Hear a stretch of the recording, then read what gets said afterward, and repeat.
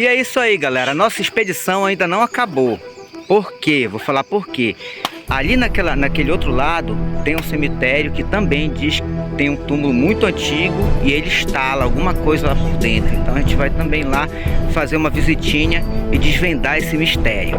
Estamos nos despedindo aqui da Vila do Una.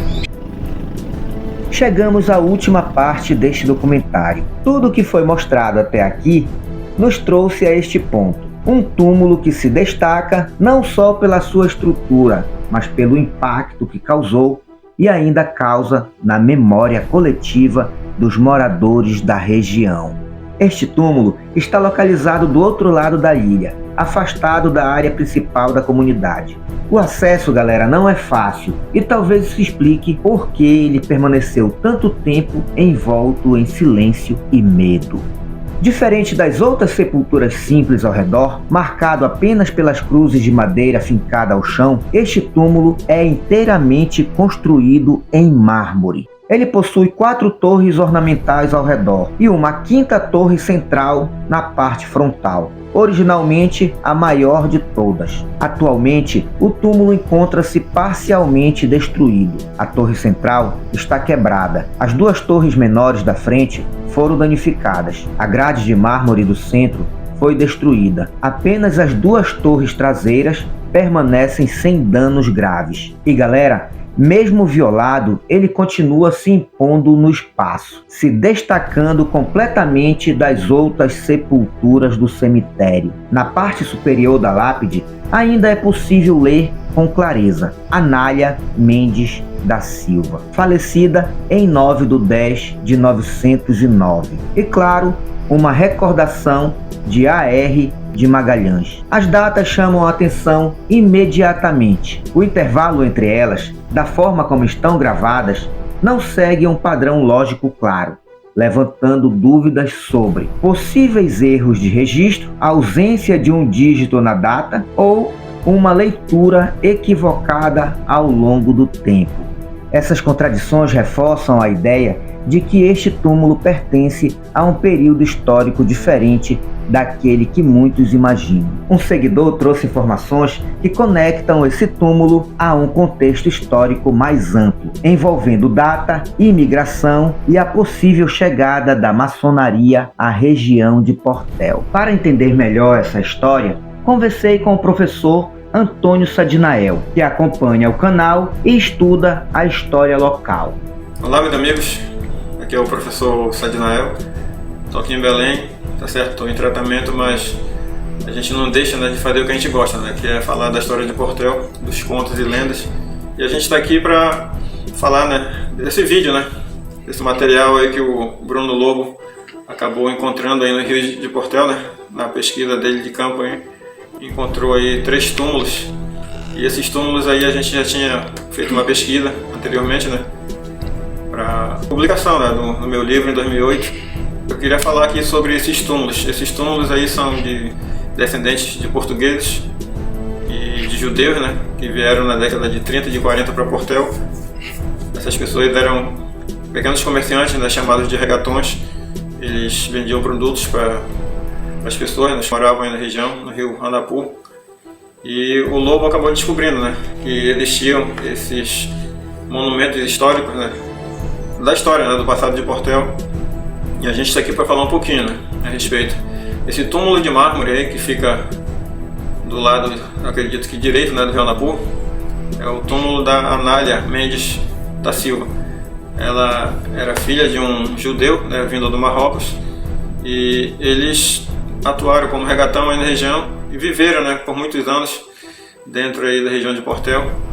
E a Anália morreu, né, de febre amarela, pegou aí a doença da febre amarela e acabou falecendo. E o padre na época, que era o padre Alcântara, ele mandou fazer, né, essa sepultura de mármore para ela, e ela ficou sepultada e ficou esse mistério, né, porque achavam que ela era do século XIX, né, porque estava datado aí com uma data de 900 e pouco, mas isso daí eu acredito tenha sido um erro na hora de fazer, né, a data no mármore. E ela é do século XX já, acredito que seja ali do período de 1900 e 80 até 1997, 98. Ela não era uma pessoa idosa, não, ela era nova quando morreu, ela tinha ali seus 19 anos de idade. E do outro lado do rio, na comunidade do Una, né, tem mais 2 túmulos que é do seu Sebastião e da Dona Maria. A Dona Maria, ela era descendente de português, né? O seu Sebastião, ele era descendente de quilombo, né?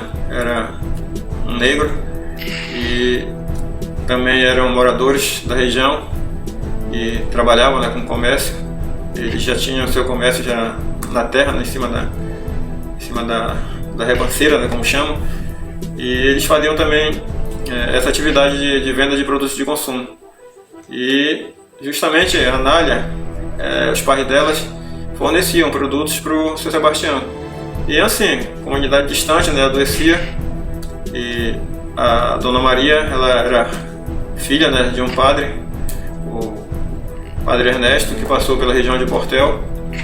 E naquela época muitos padres jesuítas, né, ainda viviam na região, alguns porque acabaram desistindo, né, da profissão de padre e ficaram na região. Ninguém comenta sobre isso, mas alguns padres ficaram.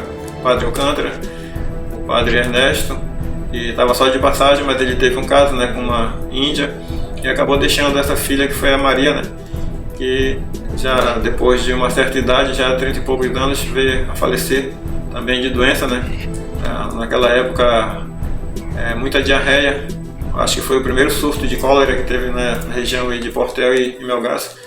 E ela veio a falecer.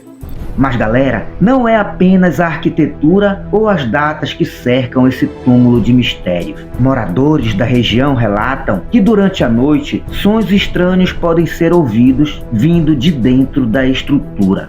Estalos, barulhos secos e ruídos que muitos descrevem como se algo estivesse tentando sair do interior do túmulo. Esses relatos já assustaram diversas pessoas que visitavam o cemitério para prestar homenagem a parentes. O medo, galera, se espalhou e com o tempo o túmulo passou a ser evitado, principalmente depois do pôr do sol. Segundo os moradores, foi após esses relatos de sons e aparições que grupos de vândalos, geralmente embriagados, começaram a frequentar o local durante o dia. Eles apedrejavam o túmulo, quebravam suas torres e desafiavam em voz alta que algo aparecesse. E esses desafios, galera, no entanto, nunca aconteceu à noite, período em que, segundo a tradição oral, os fenômenos se manifestavam. E galera, com o passar dos anos, surgiram histórias de que alguns desses vândalos morreram sem explicação nenhuma, enquanto outros deixaram a região e nunca mais foram vistos. E para os moradores, isso não é coincidência, é consequência. Tá certo? Só que esses túmulos aí, pessoal, todas essas pessoas, eles eram descendentes de maçons, né? Pessoas que eram da sociedade secreta da maçonaria, e eles foram enterrados com seus pertences, tá certo? E os túmulos foram feitos de acordo com o que pede, né?